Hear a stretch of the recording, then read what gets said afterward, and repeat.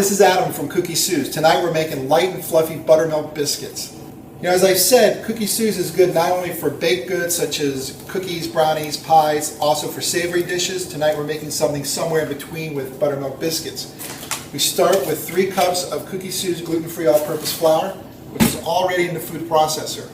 Now we're going to add to that sugar, baking powder, baking soda, and salt. So let's go ahead and do that into our food processor. First of all, 1.5 tablespoons of sugar. There you go. 1.5 tablespoons of gluten-free double-acting baking soda.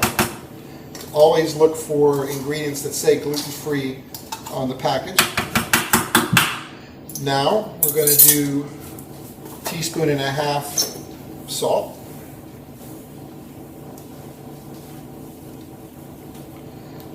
Eyeball a 1/2 teaspoon here. That's about right. 3/4 teaspoon baking soda. We're going to eyeball that from a teaspoon. I could do it 3 times with 1/4, but then again, do I really need to be that exact? Don't think so. And we lost the lid to that. Now, we're going to pulse that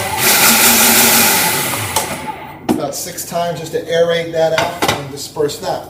Next thing we're going to add in is 6 tablespoons of frozen butter.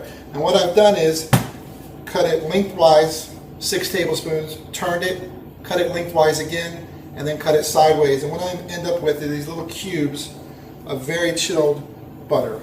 I'm just going to drop those into the processor. It's important that you keep that as chilled as possible. Like I said, I start with a frozen stick of butter. I leave it in the freezer about 30 minutes before I do this. Sometimes I dice it before I freeze it. Sometimes I dice it after I get it out of the freezer. It doesn't really matter. You just want these little cubes to be dispersed evenly on the top of your dry ingredients. Put your food processor lid back on there.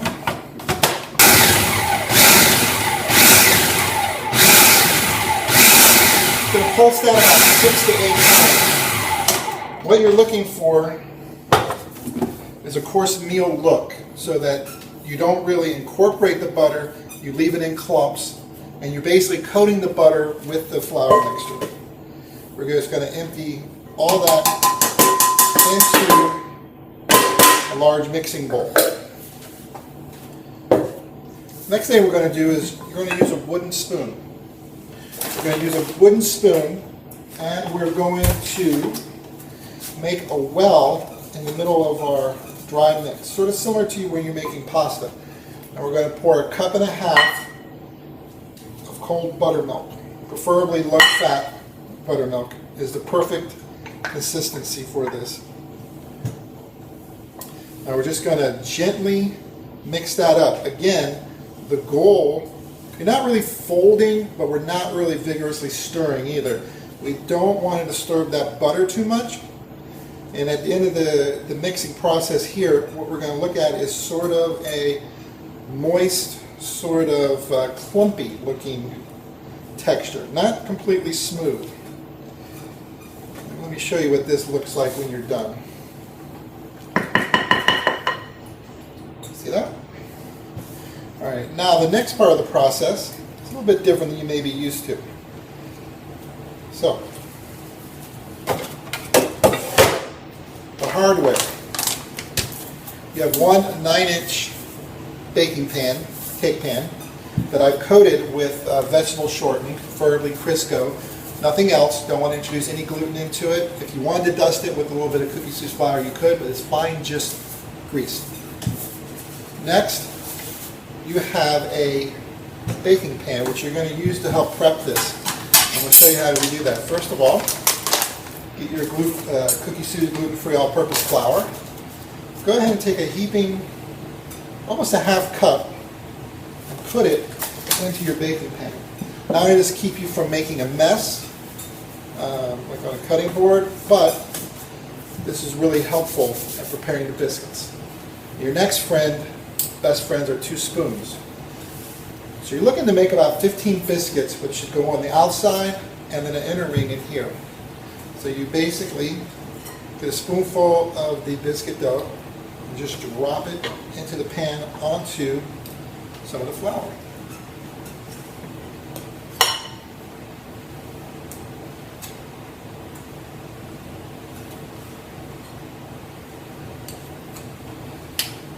Now, closest thing this reminds me of is making meatballs. You're basically going to swish around the biscuit dough, coat it with flour, make it into about a good meatball size.